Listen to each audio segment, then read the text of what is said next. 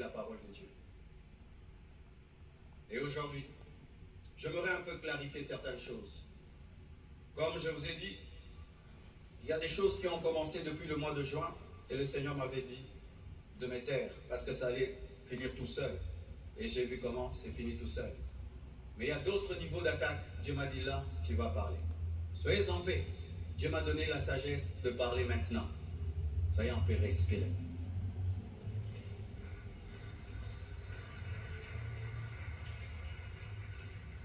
Désormais, lorsque j'aurai des choses très importantes et pertinentes, j'écrirai et puis je lirai. Amen. Comme ça, je reste vraiment dans ce que je devais dire et ce que Dieu m'a demandé de dire. Shalom bien-aimé. Et j'aimerais que ça passe en ligne. Comme le combat est sur Internet, la réponse est sur Internet également. Encore pasteur. Pasteur a dit Parando. Je n'avais pas l'intention de m'exprimer publiquement à ce sujet, et voyant le plan manifeste de l'ennemi, de s'aimer la division et de tenter de déstabiliser la communauté Krefem, j'ai été conduit à sortir de mon silence. Et cela se fait aujourd'hui dans toutes les extensions compassion dans le monde. Les pasteurs vont parler en résumé ce que je suis en train de dire ici, car les fidèles ont besoin de réponses. S'il ne s'agissait que de moi, j'aurais gardé le silence, car de telles choses me sont souvent arrivées. Mais puisque l'honneur de l'Église et la paix de plusieurs sont en jeu, je dois parler, car il y a un temps pour se taire, un temps pour parler. Suite au décès de mon épouse Blanche, j'avais pris l'initiative de faire construire une maison pour ma belle-mère en mémoire de sa fille. Et c'était ça le plan d'ailleurs, je ne sais pas s'il y a les photos, c'était ça le plan de cette maison R+1. Par amour pour elle, par amour pour sa fille en mémoire d'elle. Sur la parcelle, ma parcelle qui est à Bibois, 10 mètres sur 30 que j'allais lui donner. 10 mètres, 15 mètres sur 30, ou 10 mètres sur 30, j'ai oublié.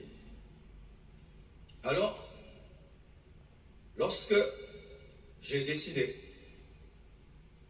de le faire, le projet était déjà en cours avec son fils et un architecte, d'ailleurs celui qui est en train de nous construire ici. J'ai décidé d'en informer également la branche paternelle de la famille, pour des raisons de transparence.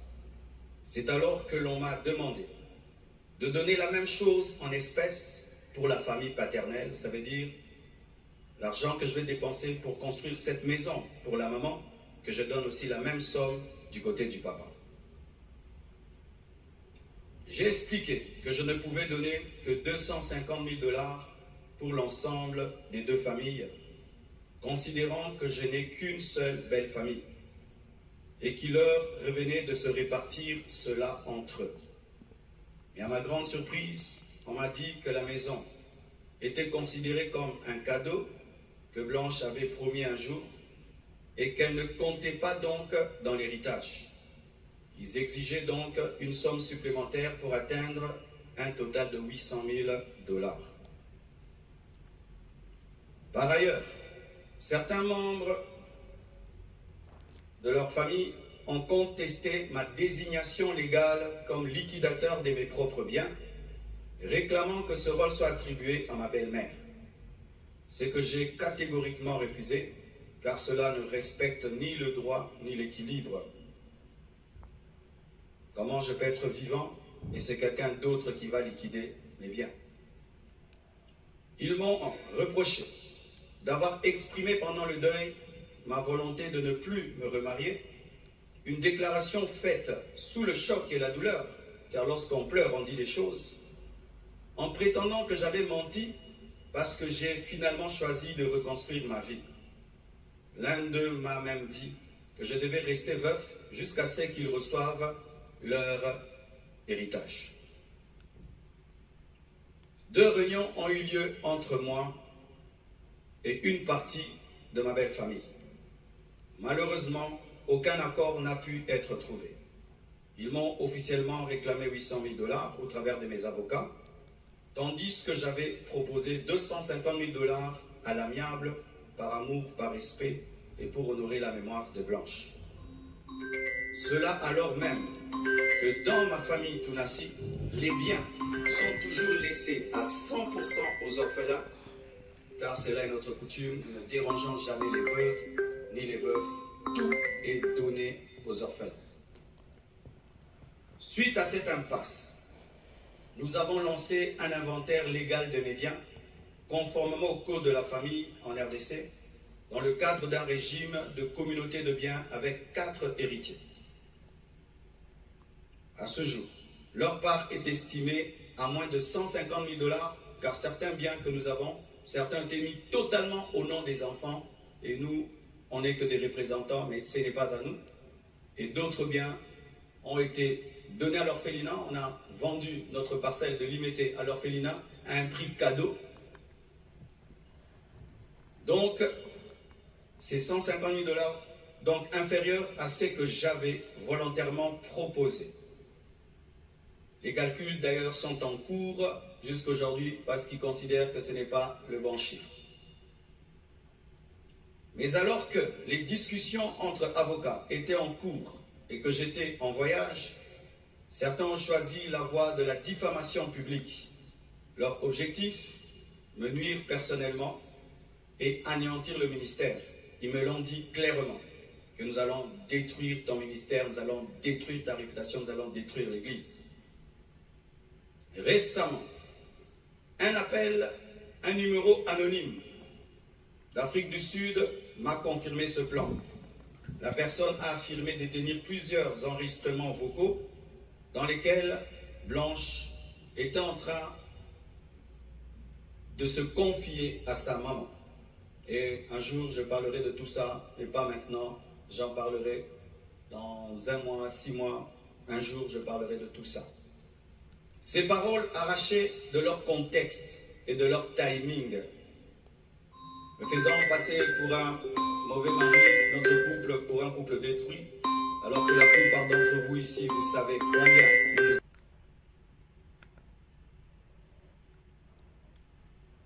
à sa maman. Et un jour, je parlerai de tout ça, mais pas maintenant. J'en parlerai dans 1 mois, 6 mois. Un jour, je parlerai de tout ça. Ces paroles arrachées de leur contexte et de leur timing, me faisant passer pour un mauvais mari, notre couple pour un couple détruit, alors que la plupart d'entre vous ici, vous savez combien nous nous aimions. Et dans chaque couple, il y a des temps, des fois, des petites frictions, comme dans tous vos couples. Et en 18 ans, jamais nous n'avons parlé de divorce. Je ne l'ai jamais frappé, je ne l'ai jamais insulté, je ne l'ai jamais tapé. Après 18 ans de mariage, je lui ai redemandé un mariage. Je suis allé prêcher dans l'église de mon fils Olivier, au Botswana. Tout ce qu'il m'a donné pour me bénir, je lui ai acheté une bague en diamant et je lui ai redemandé en mariage. Elle avait même témoigné dans une émission ici. Quand vous voyez ces dernières vidéos, cette femme était heureuse, était épanouie. Aujourd'hui, on veut changer toute cette belle histoire en un couple détruit. C'est totalement faux. Ceux qui veulent me croire, croiront. Ceux qui ne veulent pas, ne croiront pas. Mais je sais qui je suis devant Dieu et comment j'ai fait de tout mon mieux pour que cette femme ne manque de rien et de rien et de rien. Je ne sais pas si un jour Oracle pourra m'appeler et je l'enregistrerai pour un jour sortir ces enregistrements. Des fois, je me pense être dans un film.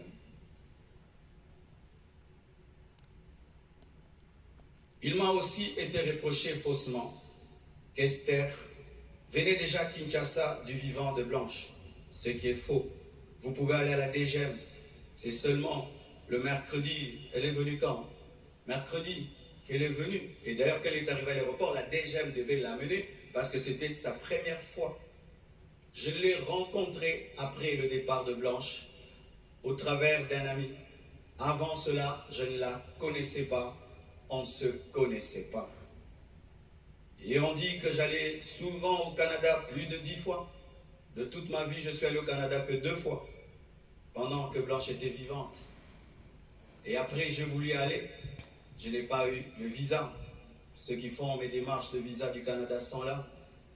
Je ne suis même pas allé 3 fois au Canada dans ma vie. Et ce qui est pire, on dit que j'ai pris ses biens, ses sacs, c'est plutôt ses habits, j'ai mis dans des sacs poubelles pour donner à la belle famille. Est-ce que toi, tu gardes tes habits dans des sacs poubelles pour que moi j'ai des sacs poubelles à mettre des vêtements? On a mis ces habits dans des valises et dans des gros sacs parce qu'il y en avait beaucoup. Quand ils sont venus prendre les habits, ils ont cru qu'il y en aurait quelques-uns. Il n'y avait pas assez de place dans leur voiture. J'ai dû leur prêter même un bus pour amener les habits. Il y avait au moins 4 grandes valises et des grands sacs. Et les sacs-là qu'on utilise quand on a trop de vêtements. Mais ce ne sont pas des sacs poubelles. Plus de 6, si j'ai oublié.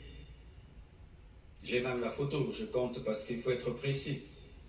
C'est ça. 4 valises et 1, 2, 3, 4, 5, 6 grands sacs. Et si certains doutent, je vais vous envoyer tout ça au président des départements. Vous aurez ces photos.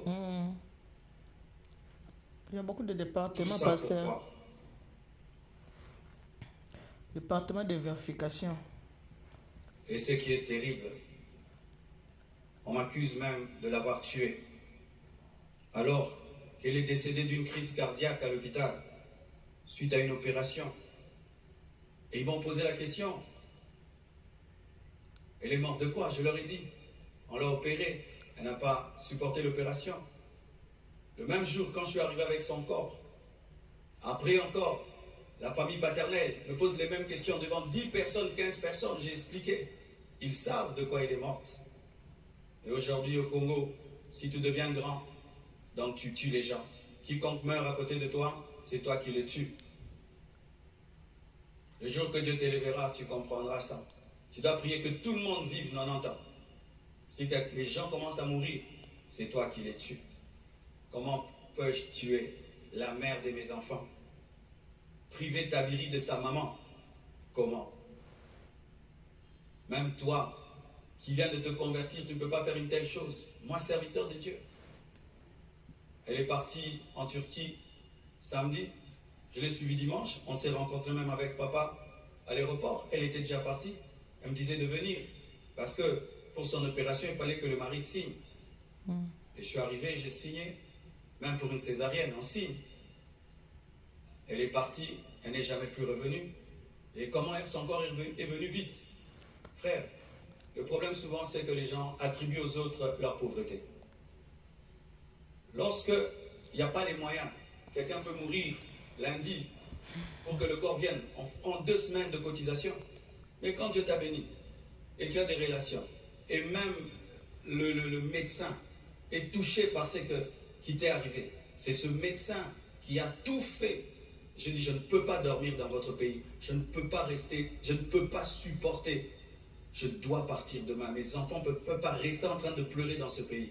Il a dit, qu'est-ce que tu veux que je fasse? J'ai dit, fais tout, que je rentre. Il a tout fait, et on est venu. Et c'est la sorcellerie. Comment quelqu'un peut mourir tel jour où vous prenez le corps, vous amenez, c'est trop vite. Donc vraiment, c'est terrible, terrible. Vraiment le niveau de raisonnement que les Congolais nous avons atteint, vraiment. Vraiment que les écoles recommencent, je ne sais pas, vraiment. C'est terrible. Des fois, je me dis, tous les derniers de la classe qu'on ne voyait plus, ils sont remplis maintenant, là-bas. Là-bas où, pasteur? Vous savez, le dernier de la classe, le professeur donne un cours de 2 heures du temps, et puis il a 1 sur 10. Le premier de la classe, il comprend, tu l'as 10 sur 10. Tu te dis, comment tu ne comprenais pas? C'est ça, maintenant, on a des cerveaux des derniers de la classe en RDC. Dis à ton voisin, même ce que tu es en train de comprendre, ce que le pasteur dit. Pasteur, ma belle onde, pasteur. Peut-être qu'il y a un dernier de la classe à côté de toi. Ma belle onde, munoko. Tout cela n'est rien d'autre qu'un chantage, motivé par l'appât du gain car cette personne me dira, donne-nous l'argent, nous avons des voices, sinon nous allons te détruire. Tout ça, c'est un chantage motivé par l'appât du gain. Pourtant, malgré tout, j'étais disposé, je suis disposé à donner 250 000 $ par respect pour Blanche et pour sa famille et pour la paix. Mais je ne peux pas accepter l'injustice d'une exigence démesurée de 800 000 $.